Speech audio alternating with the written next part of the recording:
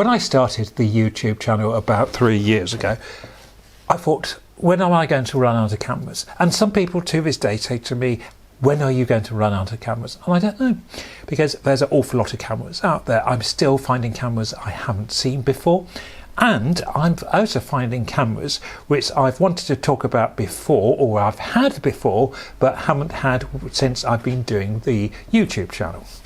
And today I've got a real classic for you, a camera which so many photographers either started with or used to this day, or it's a camera which has almost become mythical, and I hate the word legend, but this camera is a legend, and this camera is the K1000, the Pentax K1000. Back in, I think it was 1976, 77, I remember my local camera shop having one. I was about 13, and even then I thought, oh, it's a bit old hat. Things like aperture priority was coming in. This didn't have aperture priority. In fact, it looked and felt incredibly like a Spotmatic, and the Spotmatic had been around since the mid-60s. And a few years later, I remember thinking, do I buy one of these? Because I was desperate to buy a single lens reflex camera in 1981. I was really keen. 81, 82, I saved all my money. And these were £109. And the new ME Super, I think, was £139, but had aperture priority on it.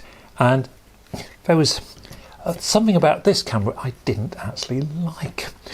And I didn't like the fact that the meter is on as soon as you take the lens cap off. And I take the lens cap off, and yes, that meter is on. But let's talk about this camera and why it has become such a popular camera.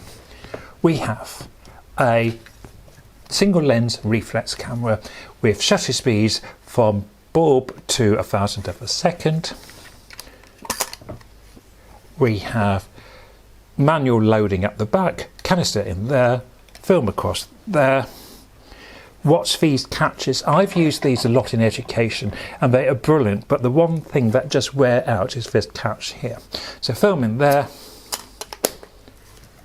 The battery goes in at the bottom here, and that's a plus because you can use them without batteries because the shutter works on the clockwork system, and battery powers the meter. So if the meter doesn't work, the camera will still function. You just have to use an external meter.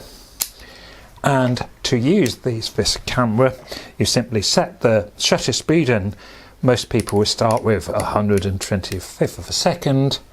You focus.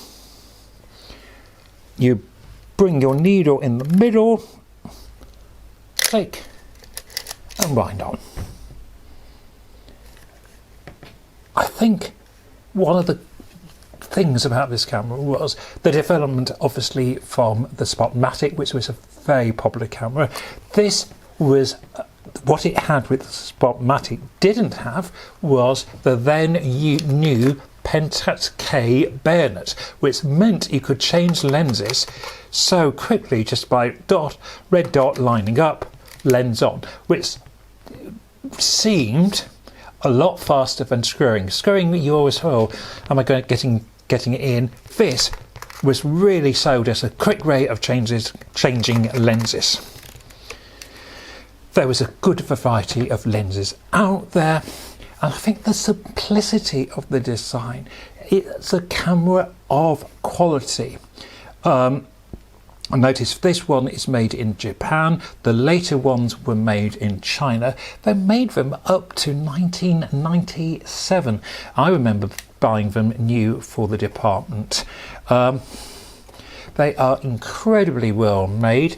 They are really nice to use. The viewfinder is lovely. You've got no complications in the new viewfinder, no flashing lights. You've just got this simple needle, which is a bit like the OM1. These were a lot cheaper than the OM1. They were very much seen as sort of student cameras. but with the range of lenses, extension tubes, filters, this is a camera that not only you can learn photography on, but it takes fantastic photographs. They have, I think the prices have stabilised a bit. There was a time when they were going for a ridiculous price, 150 to 250 pounds. There's a lot of other really good cameras out there, I think, for that money.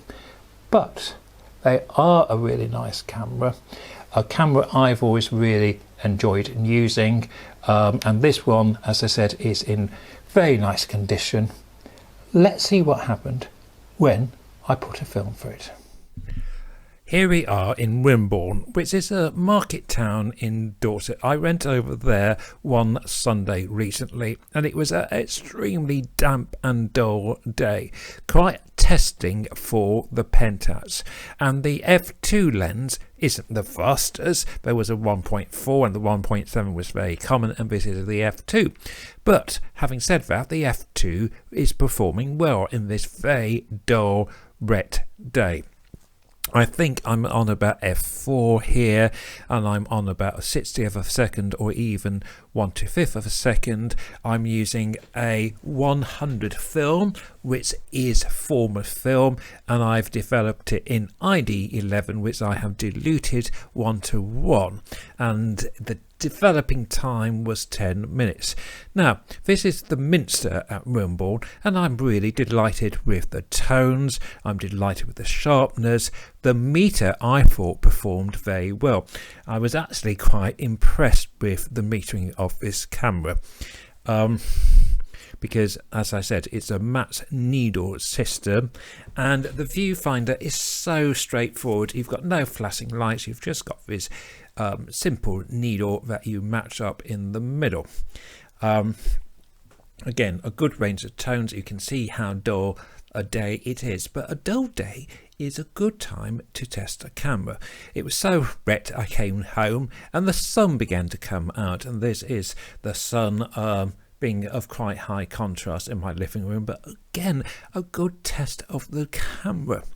And the feel of this, I had actually forgotten what a nice camera this is, because as I said, I have used them before, but as I said in the video, the camera I bought when I was looking to buy one of these initially in 1981-82 was the I bought a ME Super, which is a little bit more compact, and I always thought the K1000 was a little bit bulky. But I must say it handles very well for a camera that you don't think of as an ergonomic design. It's absolutely fine. These are the walks in Dorchester. I had returned to my hometown and the sun came out a little bit in the afternoon. I went for a walk around what we call the walks in Dorchester, and as you can see, it's sharp, it's clear. These are some statues, and I was quite keen to test the bokeh on this camera, and this is a f2, and we've got a nice shallow depth of field with a nice out of focus branches. These are wonderful sculptures by Dame Elizabeth Frink of the Martyrs in Dorchester. I think the texture on them is lovely. I was really pleased with how this camera performed. I think they are an excellent camera.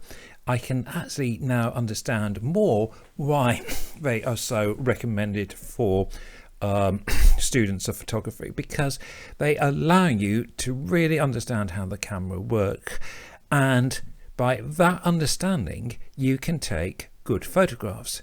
And at the end of the thought, photography is about capturing the best image possible, and the tool of the camera helps in that. It's your eye which is the most important, but having a good tool helps you. Thank you for watching. See you again soon. Bye for now.